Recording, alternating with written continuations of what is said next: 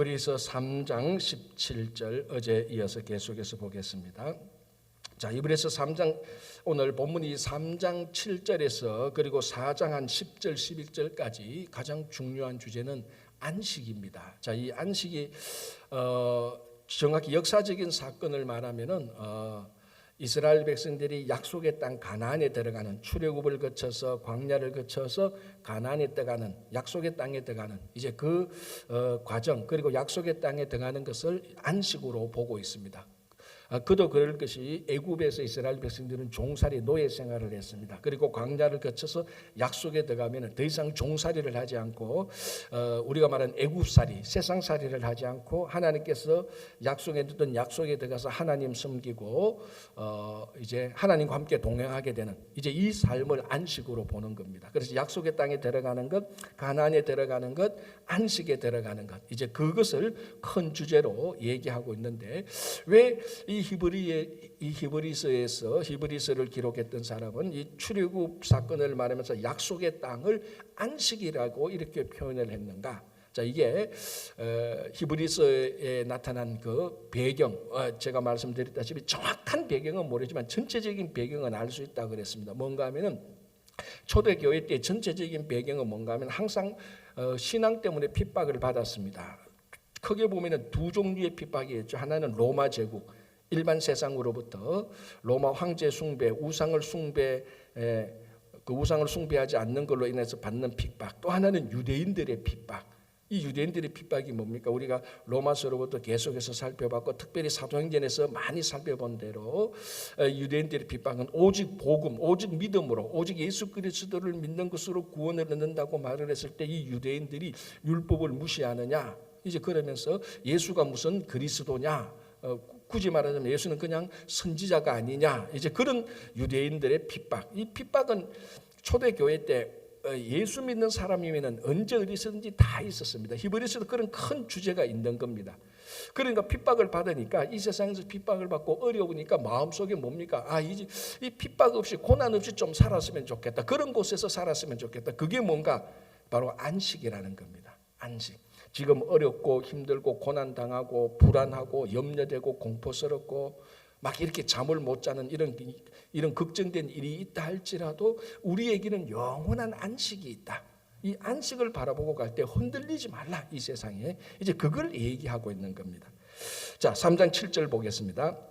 그러므로 성령이 이르신 바와 같이 오늘 너희가 그의 음성을 듣거든 광야에서 시험하던 날에, 자, 광야에서 시험하던 것 애굽에서 나와서 40년간 광야 생활을 말하죠.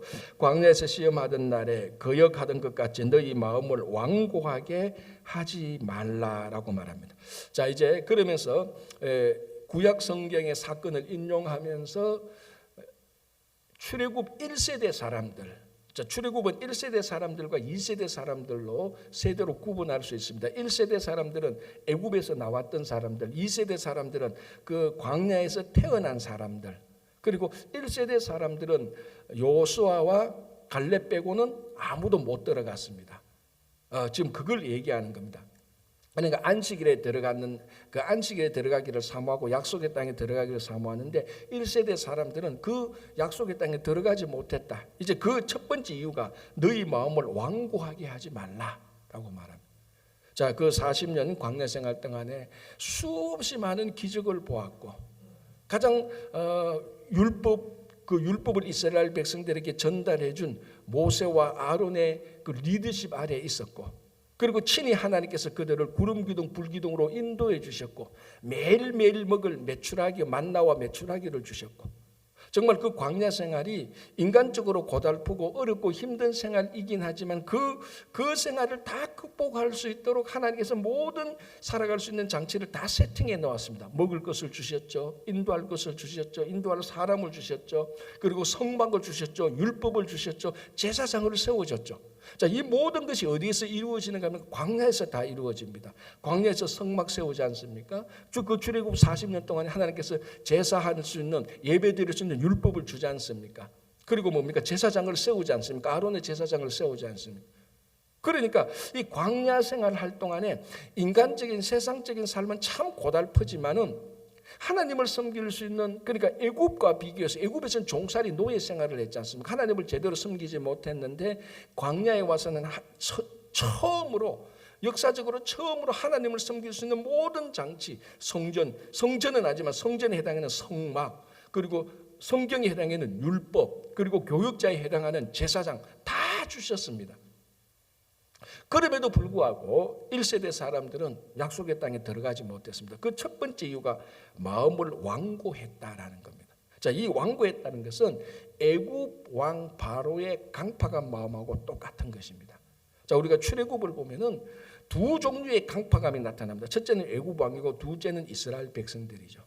계속해서 강팍하고, 자, 애굽 왕 바로를 보십시오. 9가지 재앙을 그칠 때까지 항복하지 않다가 결국 마지막 10가지 재앙에 항복하지 않습니까? 그 강팍함.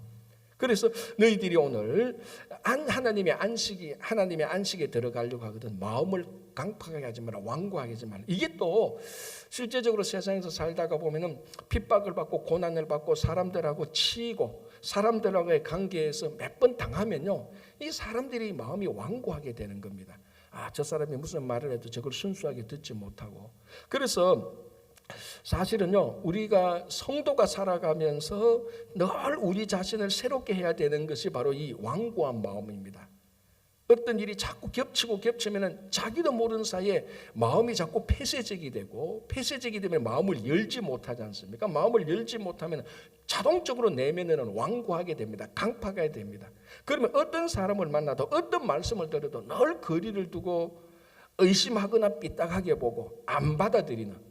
그래서 호세아 선지자는 늘 우리 마음을 부드러운 마음으로 기경하라 그러지 않습니까? 농사를 짓기 전에 땅이 딱 굳어 있으면 그 땅을 이제 부드럽게 만들고 난 다음에 씨를 뿌리지 않습니까? 그러니까 이 부드러운 마음이 아닌 완고한 강팍한 마음에 아무리 말씀을 줘도 마치 진짜 돌짝밭, 길가, 바위 틈에 올라가는 그런 그 위에 떨어진 씨앗이 다 죽어버리는 것처럼. 그래서 오늘 첫 번째로 이 히브리서 저자는 너희 마음을 완고하게 하지 말라. 그래야 약속의 땅 안식에 들어갈 수 있다라고 말을 합니다. 자, 9절 볼게요. 거기서 너희 열조가 나를 시험하여 정험하고 40년 동안 나의 행사를 보았다. 자, 또 하나는 이 이스라엘 백성들의 역사적인 변경을 말해서 그들이 40년 동안 나를 시험해 보았다. 그러면서도 결국 1세대는 못 들어가는 겁니다. 여러분, 40년 동안 얼마나 많은 하나님께서 기적과 이적을 보여주었습니까? 그럼에도 불구하고 계속해서 시험하는 겁니다. 이 하나님이 맞나? 정말 우리를 약속의 땅으로 데리고 가려고 하나?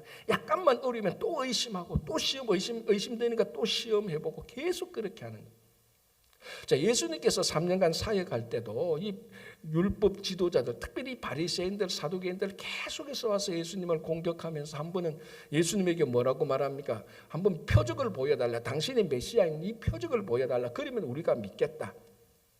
물론 그래서 예수님께서 그런 사람들에게 표적을 보여주지는 않지만은 우리가 복음서를 다 알고 예수님을 알고 바리새인들을 우리가 아니까 그때 실제로 예수님께서 기적을 보여줬다 할지라도 그 바리새인들이 정말 우리가 원하는 기적을 보여줬구나, 이제 우리가 예수님을 메시아로 받아들이겠다 그렇게 할 사람들입니까? 절대로 그렇지 않습니다. 첫 번째 기적 보여주면 이거 가지고 안 된다. 두 번째 기적 보여줘라. 또 두 번째 기적 보여주면 이게 무슨 기적은 또 험잡고 계속해서 공격할 사람들.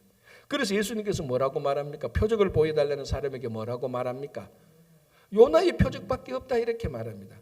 너희들한테 보여줄 건 요나의 표적밖에 없다라고 말하면서 그 의미를 설명하는 거죠. 자, 요나의 표적이 뭡니까? 물고기 뱃속에 들어간 것, 그것도 표적인데 더 큰 표적은 뭡니까? 니느웨에 가서 40일이 지나면 이 성이 심판받을 것이라 그거 말 한마디 딱 했는데 니느웨 사람 왕부터 모든 백성이 금식하고 다 회개했지 않습니까? 그 기적을 말하는 겁니다.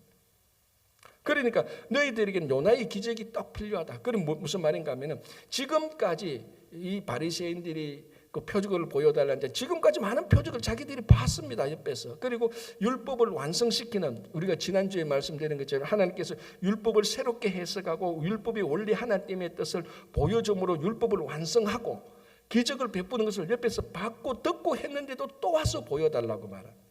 그러면 니느웨 사람들은 이런 기적을 안 보고 요나가 전한 한마디 말, 40일이 지나면 이 성이 망할 것이다. 그 말 한마디에 그 사람들은 다 회개했는데 이 사람들이 너희들을 정죄할 것이다 라고 말을 하는 겁니다. 너희들은 실제로 이 땅에 오신 하나님과 함께 있고 바로 앞에서 보고 그의 육성을 듣고 그의 기적을 보고 그의 율법을 완성하신 것을 보면서도 하나님을 안 믿는단 말이에요. 니느웨 사람들은 이방인이면서 요나가 그것도 그 반갑게 말합니까? 마음이 그래도 삐뚤어져 가지고 한마디 툭 던진 그 말 듣고 니느웨 사람들이 다 믿었지 않습니까? 이 니느웨 사람들이 이 바리새인들을 볼 때 정죄하고도 남죠. 우리들은 요나가 던진 말 한마디 듣고도 다 회개했는데 너희들은 성부 하나님이신 그분이 이 땅에서 기적을 베풀고 율법을 베풀어줘도 너희들이 보면서 만지면서도 안 믿느냐? 이 표적을 원하는 사람들아, 너희들이 지금 어떤 진짜로 초자연적인 표적을 보다 믿을 것 같으냐? 너희들은 요나의 표적에서 나오는 니느웨 사람들에게 정죄받을 것이다. 그러면서 또 덧붙이는 게 있죠. 뭘 덧붙입니까? 남방 여왕, 서바 여왕이 솔로몬에게 와가지고 지혜를 얻었던 그걸 얘기하지 않습니까? 서바 여왕은 솔로몬의 지혜를 얻으려고 먼 거리, 그게 3,000마일 넘거든요. 그 먼 거리를 와서 온갖 수업료 다 듣고 와서 솔로몬의 지혜를 들었는데 너희들은 솔로몬보다 더 위대한 하나님의 아들 예수 그리스도 앞에서 그런 지혜와 이런 것을 다 들으면서도 안 믿느냐? 그걸 못 믿어가지고 표적을 원하느냐? 너희들은 그 솔로몬 서바형에 있었던 남방 사람들한테 정죄를 받을 것이다. 이런 말이에요. 계속해서 시험해보는. 자, 이게 오늘날 우리 성도들의 모습하고 똑같지 않습니까? 20년, 30년 신앙생활 아니 40년, 50년 해도 삶의 상황이 바뀌고 형편이 어려우면 또 마음속에 솔솔 의심이 납니다. 당장 우리가 기도하고 말씀을 붙들고 이렇게 해야 됨에도 불구하고 거리를 두는 거죠. 정도의 차이는 있겠지만. 그래서 마음을 완고하게 하는 자, 절대로 하나님의 안식에 들어가지 못하고 늘 하나님을 시험하는 자, 우리말로 시험하다가 인생 다 끝나는 겁니다. 시험하다가 한 번도 안식을 누리지 못하고 하나님의 안식을 누리지 못하고 하나님께서 우리를 인도하시는 믿음의 확신에서 있는 이 상황에서 안식을 누리지 못하고 늘 염려하고 걱정하다가 한 번도 안식에 들어가지 못하는 사람, 그런 사람들을 얘기합니다. 자, 세 번째 볼게요. 10절. 그러므로 내가 이 세대에게 노하여 이르기를 그들이 항상 마음이 미혹되어 내 길을 알지 못하는도다. 그러면 완고하게 하지 말라, 시험하지 말라. 또 하나는 뭔가 하면 미혹에 빠지지 말라, 유혹에 빠지지 말라는 것입니다. 자, 세상이 이 시대 사람들은 핍박과 환난이 있습니다. 많은 미혹이 있죠. 그 환난을 당할 때마다 마음이 약해지고 사람이 약해지니까 혹하는 마음이 그때 훨씬 더 강하게 나타나는 겁니다. 이런 상황이 있음에도 불구하고 결국 가만히 보면요, 사람을 보면요, 이 미혹에 빠지는 것은요, 우리 안에 미혹에 빠질 만한 미끼가 있다는 겁니다. 자, 여러분, 가장 쉽게 말씀드려서 내가 돈에 대한 욕심이 없다. 그럼 이 사람은 천하 없어도 돈의 유혹이 넘어갑니까? 안 넘어갑니까? 안 넘어가죠. 돈에 관심이 없어요. 돈에 관심이 없는데 내가 너한테 얼마를 줄 테니까 뭘 하라 그러면 돈에 관심 없는 사람은 돈의 유혹에 빠지지 않습니다. 권력에 관심이 없어요. 세상 사람들을 자기 마음대로 통치하고 지배하고 그 관심 없어요. 우리가 같이 어울려 살면 되지 내가 왜 너희들을 지배해야 돼? 이렇게 관심이 없는 사람한테 권력을 아무리 요구해도 야, 너 이번에 국회의원 나가라 그러면 내가 왜 국회의원 나가야 돼? 야, 국회의원 나가면 좋잖아. 사람들이 널 존경하고 네가 법을 만들어서 네 마음대로 할 수 있잖아. 그러면 이 사람은 권력에 관심 없는 사람은 나 그거 싫어. 사람들하고 같이 살면 되지. 그러니까 권력의 유혹에 빠지지 않는다고. 왜? 우리 안에 이미 그런 유혹에 빠질 수 있는 미끼가 우리 스스로가 탐욕으로 인하여서 우리 스스로가 키우고 있습니다. 그걸 우리는 매일매일 말씀과 기도로 거룩하게 해서 그런 것들을 다 제거해야 되는 겁니다. 그때 어떤 종류의 미혹이 와도 우리는 그 미혹에 빠지지 않습니다. 내가 돈에 관심이 없는데 돈의 유혹에 빠지지 않고 권력, 이성에 대해서 관심이 없는데 그런데 유혹에 빠지지 않죠. 그런 사람들은 하나님의 안식에 들어가지 못합니다. 이스라엘 백성들 1세대 사람들 보십시오. 얼마나 많은 탐욕을 부리고 많은 시험에 빠졌습니까? 그래서 결국 요사와 갈렙에는 다 못 들어간 것을 얘기하는 겁니다. 그래서 안식에 들어가려면은 하나님의 약속의 땅 안식에 들어가고, 아니 더 실제적으로 말하면 오늘 이 시간 우리가 안식을 누리려면 이 히브리서자는 3개 말입니다. 완고하지 말라, 마음을 강팍하게 하지 말라. 하나님을 이제 더 이상 시험하지 말고 말씀을 들으시면 믿어라. 그리고 너 안에 있는 유혹받을 만한 그 미끼들을 다 제거해라. 말씀과 기도로 제거. 자, 우리가 오늘 새벽 기도 나서 특별히 성찬을 했습니다. 말씀을 듣습니다. 기도를 합니다. 찬양을 합니다. 이런 모든 우리 신앙의 행위들이 우리 속에 있는 세상의 그 미끼들을 계속해서 제거하는 겁니다. 이걸 뭔가, 이게 어제 말씀드린 것처럼 성화되어 가고 있는 과정입니다. 성화. 자, 이 성화는 구원의 큰 중요한 과정이죠. 성화도요, 큰 구원의 과정입니다. 칭의, 성화, 영화, 이 모든 절차가 구원의 과정이라 그랬습니다. 그래서 사도 바울은 너희는 구원을 이루라라고 말을 합니다. 지금도 우리가 구원을 이루고 있는 겁니다. 칭의받은 의롭게 된 사람들이 성화롭게 살아가는 것. 그렇죠? 자, 한번 보겠습니다. 12절 13절 형제들아 너희는 삼가 혹 너희 중에 누가 믿지 아니하는 악한 마음을 품고 살아계신 하나님에게서 떨어질까 조심할 것이요 오직 오늘이라 일컫는 동안에 매일 피차 권면하여 너희 중에 누구든지 죄의 유혹으로 완고하게 되지 않도록 하라. 자, 바울이 죄송합니다. 히브리서의 저자는 구체적으로 이제 안식에 들어가기 위한 지침을 제시하고 있습니다. 자, 그게 뭔가 하면 12절에 형제들아 너희는 삼가 혹 너희 중에 누가 믿지 아니하는 악한 마음을 품고. 자, 악한 마음은 뭐냐면요, 사람을 죽이거나 물건을 빼앗거나 이런 것도 당연히 악한 마음이죠. 오늘 이 히브리서는 뭐라고 합니까? 믿지 아니하는 악한 마음입니다. 하나님을 안 믿고 말씀을 안 믿는 것이 악한 마음이에요. 그게 물론 세상 사람들은 전혀 그렇게 생각하지 않습니다. 그러나 우리 성도의 악한 마음의 첫째가 뭔가 하면 믿지 않는 것이 악한 마음입니다.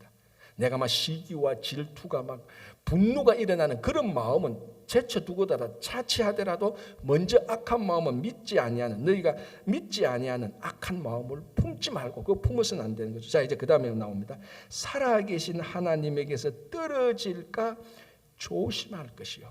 자, 여기서 조심한다는 헬라어의 원뜻은 뭔가 하면요, 살얼음판을 걷는 모습입니다. 자, 여러분 옛날에 뭐 우리 그 동네에 있는 그 얼음 개천에 있는 그 개천에 얼었던 얼음 다 건너봤지 않습니까? 한겨울이 되면 얼음이 두껍게 얼으면 마음대로 뛰놉니다. 그러나 얼음이 살얼음 같은 거 얼었으면은 이게 오래가면 깨질까 안 깨져 살짝 발을 닿았는데 안 깨지는 거예요. 그런데 감이 오잖아요. 이 얼음이 두껍지 않다. 그러면은 살금살금 걸어갑니다.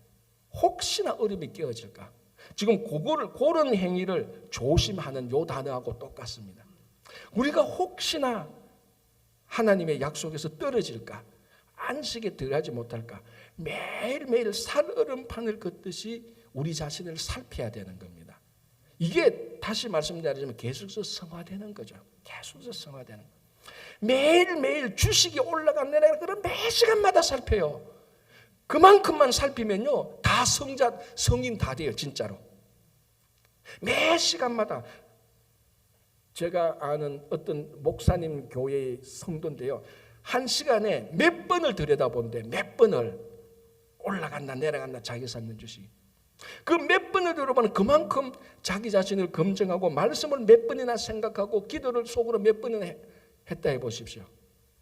그런 사람은 바울과 어거스틴과 같은 성인이 되는 거예요. 바로 그런 차원에서 말하는 게 조심하는 겁니다. 야, 개조심 이게 아니고 늘 말씀을 살피는 겁니다. 혹시나 내가 말씀에서 어긋나는 거, 이게 하나님의 말씀이 안 맞지 않냐? 그런 것들을 살피는 겁니다. 자, 그러면 자동적으로 어느 날 보면 안식을 누리고 있는 거예요. 하나님의 안식을. 자, 하나만 더 보겠습니다. 13절. 오직 오늘이라 일컫는 동안에 매일 피차 권면. 중요한 단어가 연속 나옵니다. 매일 피차 권면. 매일은 뭡니까? 매 시간마다. 피차는 뭡니까? 서로잖아요. 서로 안에 있는 의미가 뭡니까? 공동체죠. 여러분, 한 사람의 성도의 성숙은 자기 혼자 열심히 기도하고 자기 혼자 말씀 본다고 성숙되어지는 것이 아닙니다. 사람의 성숙은요, 참 내 혼자 기도하고 내 혼자 말씀 보고 성숙하면 얼마나 좋겠습니까? 성도의 성숙은 그렇게 되지 않아요. 성도의 성숙은요, 미우나 고우나 사람들의 공동체 속에서 자랄 수밖에 없습니다. 또 그렇잖아요. 제가 늘 말씀드린 것처럼 무인도에서 내 혼자 사는데 성숙이 뭐 필요합니까? 내 하고 싶은 대로 내 마음대로 하면 그건 질서도 필요 없고 성숙도 필요 없고 뭐 방종 이런 게 필요 없습니다. 내 마음대로 하면 되네요. 무인도에서는. 그러나 사람이 함께 사는 데는 반드시 성숙이 필요합니다. 여기서 성숙이라는 것은 다른 사람과의 관계가 전제된 겁니다. 그래서 여기서도 피차라는 말 속에 서로서로라는 말 속에 이 서로서로는 어떤 서로서로 교회 공동체, 성도의 공동체를 말하는 거예요. 그래야 권면이 일어납니다. 물론 내가 나 자신에게 권면할 수 있어요. 내 스스로 내가 좀 더 기도해야지. 내가 좀 더 하나님께 헌신해야지. 스스로 권면할 수가 있어요. 그러나 이 권면에 파고하고 정말 옆에서 사랑하는 성도가 권면하는, 자 여기서 이 권면은요 파라클레이토스 보혜사 성령이라고 말할 때 그 단어를 쓰는 겁니다. 같이 신앙생활하는 성도가 진짜 사랑의 마음으로서 성령 보혜사 성령이 하는 그 사역처럼 권면할 때 내가 나를 보지 못한 것, 나의 약점이 회복되기 시작하는 겁니다. 그게 바로 오늘 우리가 하나님의 약속에 들어갈 수 있는, 오늘 이 시간 당장 하나님의 안식을 누릴 수 있는 그런 삶이 되는 겁니다. 그래서 매일 순간순간 피차 서로서로 권면, 성령께서 우리에게 보혜사 성령께서 우리를 도와주듯이 우리 성도가 함께 공동체, 그래서 친교가 중요합니다. 이런 의미에서 친교이지 만나서 맨날 여행 가고 만나서 맨날 뭐 밥 먹고 만나서 맨날 뭡니까 얘기하고, 물론 이거는 친교의 수단이에요. 그냥 이거는 친교의 목적은 이게 아니에요. 그래서 우리가 성도가 친교한다는 것을 많은 사람들이 혼돈해요. 친교는요 그냥 만나서 즐겁게 노는 거, 요거는요 친교의 수단이에요. 그래서 이렇게 놀아서 뭐 하려고? 성도 간의 성도를 서로 세워주고 공동체를 더 하나님 보시기에 아름답게 하기 위해서 친교가 필요해요. 이 목적은 싹 빠뜨려버리고 수단에만 빠지는 거예요. 만나서 놀고 먹고 자고, 뭐 자는 건 아니겠지만 놀고 먹고 얘기하고 다 좋아요. 이거 다 좋아요. 그러나 이거는 친교의 궁극적인 목적이 아닙니다. 친교의 궁극적인 뭡니까? 서로서로 권면해서 서로서로 세워주고, 그래서 성숙해지고, 그래서 그 공동체가 성숙해지는, 그게 원래 친교의 공동체입니다. 그래서 매일 피차 권면, 이게 뭐냐면 친교입니다, 사실은. 그래서 성도의 친교를 통하여서, 진짜 이 친교를 통해서 우리가 약속의 땅에 들어갈 수 있도록 흔들리지 않도록 매일매일 세워주는 겁니다. 그래서 아름다운, 그래서 우리 친구 교회가 여러분 성도에 정말 이런 친교까지 나아갈 수 있는, 그래서 우리 모두가 다 지금 오늘부터라도 하나님의 안식을 누리고 모두가 다 영원한 안식을 누리는 여러분들 되시기를 바랍니다. 기도하겠습니다. 하나님 아버지 감사합니다. 이른 아침에 저희들을 깨워주시고 함께 이곳에 오게 하셔서 성찬에 참여하고 다시 한번 우리들의 주님의 살과 피에 동참하게 해주시니 감사합니다. 아울러서 히브리서 말씀을 보면서 주님, 우리 모두가 다 하나님의 안식을 이 땅에서 누리며 살아가게 하여 주시옵소서. 우리 가운데 비즈니스로, 또 가정의 일로, 또 건강의 일로, 또 인간관계로 염려하고 불안하고 걱정되는 성도들이 있습니다. 그러나 주님, 오늘 이 순간부터 우리가 완고한 마음을 버리고 시험하지 아니하고, 그리고 아버지 하나님 정말 하나님의 말씀을 듣고 순종하여서 오늘부터 하나님의 안식을 누리는 기쁨의 삶을 살아갈 수 있도록 도와주시옵소서. 우리 친구교회 공동체가 매일 피차 권면할 수 있는 성숙한 친교, 성숙한 공동체가 될 수 있도록 도와주시옵소서.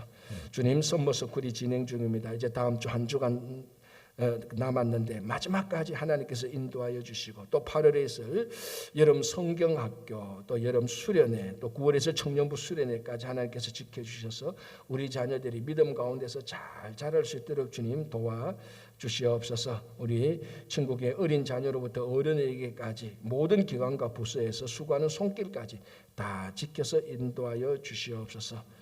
내일 거룩하고 복된 주일을 잘 준비한 하루가 될 수 있을 것을 믿으며 예수님 이름으로 기도합니다.